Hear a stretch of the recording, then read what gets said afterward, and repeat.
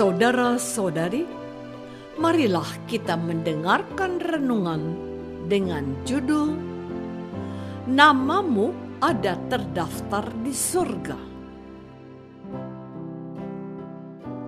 yang berdasarkan pada Injil Lukas bab 10 ayat 20. Namun demikian, janganlah bersukacita karena roh-roh itu takluk kepadamu, tetapi bersukacitalah karena namamu ada terdaftar di surga.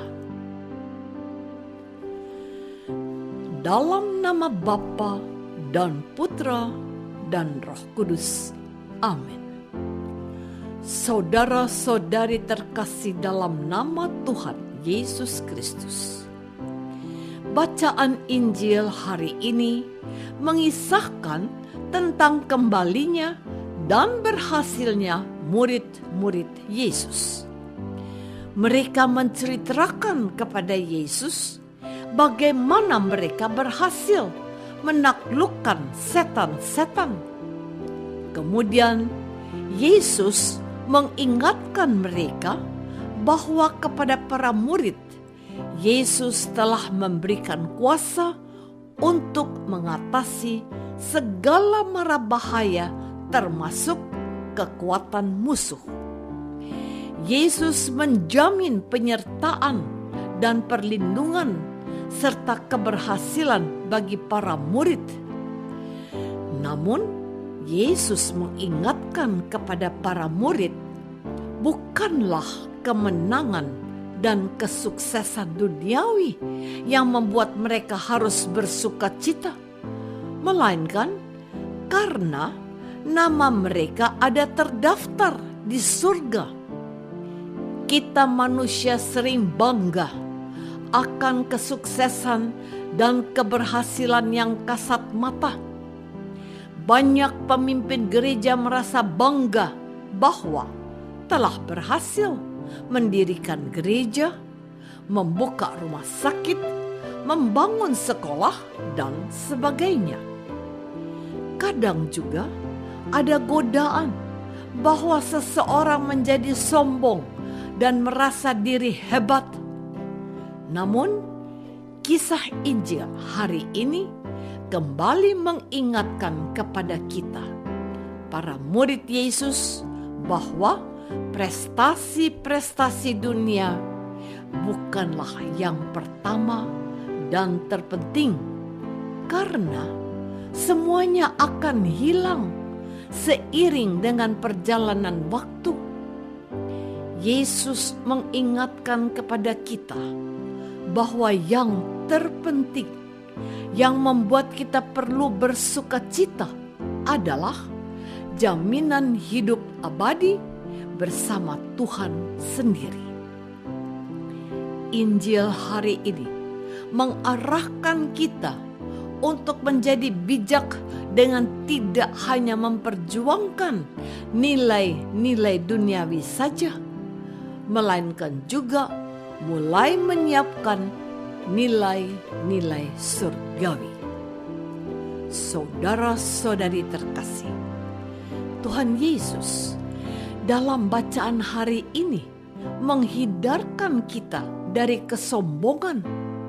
Betapapun kita bersukacita karena keberhasilan kita dalam karya kerasulan, haruslah kita sadar bahwa kita hanya alat di tangan Tuhan. Kita bersyukur karena Tuhan memperbolehkan kita bekerja melalui ketidakberdayaan kita. Dengan demikian, bukan keberhasilan duniawi manusiawi yang paling penting, namun yang paling penting adalah bahwa nama kita ada terdaftar di surga. Saudara-saudari terkasih, Yesus baru saja mendengarkan kesaksian para rasul tentang perutusan mereka yang berhasil. Setan-setan pun takluk. Mestinya Yesus bangga sebab ternyata namanya mengalahkan setan-setan. Yesus menunjukkan alasan kebahagiaan yang lebih mendalam, yaitu bahwa kita dikenal Bapa. Kita dimasukkan sebagai anak Bapa. Bahkan Bapa berkenan memakai kita menjadi tangannya.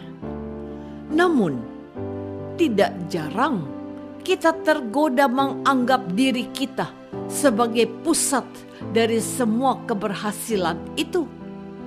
Secara rohani, kita menjadi sombong.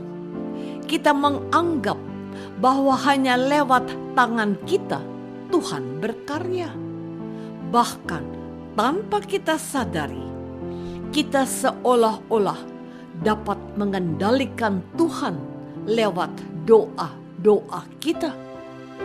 Betapapun kita bersukacita karena keberhasilan kita dalam karya kerasulan, haruslah kita sadar bahwa kita hanya alat di tangan Tuhan.